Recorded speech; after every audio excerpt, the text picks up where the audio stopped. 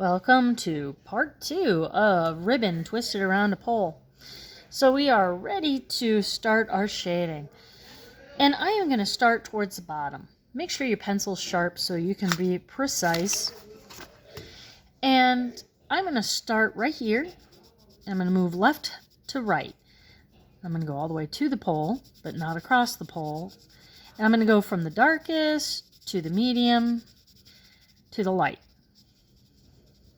Darkest, medium, light. And then on the other side of the pole, I'm going to go dark to the medium to the light. Again, I'm going to start right here. Darkest. Now here's where everyone gets hung up. It's always the medium they have a hard time producing. And then their medium should get lighter and get gradually lighter so that it's not suddenly getting. You want it to be gradual. Then I'm going to go on the right side of the pole. Going to start dark. I'm going to gradually get lighter. Dark to gradual lighter. Went a little fast.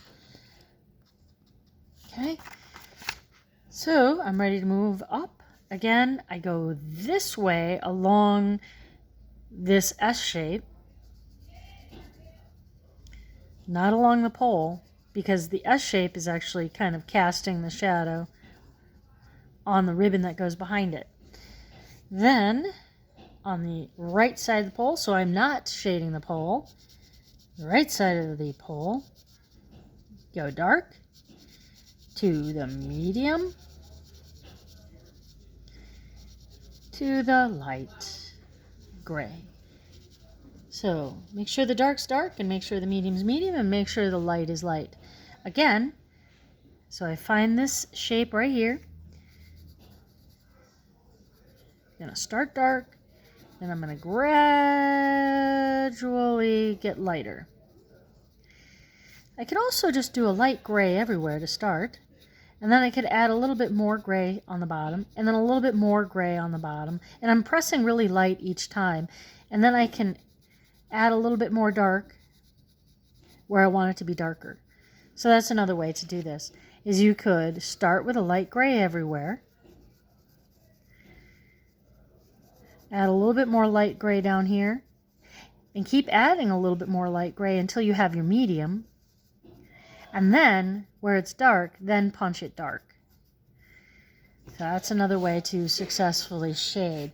So, right side of the pole, dark, medium, light. I'm going to go ahead and finish this up here on pause. Okay, so now I'm going to add just a little shading on the pole, but it's going to be lighter right here at the top. Just some light shading, because the pole goes under this shape right here. Super light. Do it super light right there. But do a little bit. Alright, so now I'm going to pick the pen back up and I'm going to make little hash marks, which are just short marks that are parallel to each other on the sides, and I'm going to want them to be parallel to the border there. And then I'm going to make reciprocating marks over here. So I can have them slightly curved to show the curve of the ribbon, and then I could curve slightly the other way to show that it's curving that way. So that would be kind of cool. So see how it kind of curves down here and curves this way, curves up. But if you're not sure and you can't see that curve, then go straight, but keep the lines parallel and short.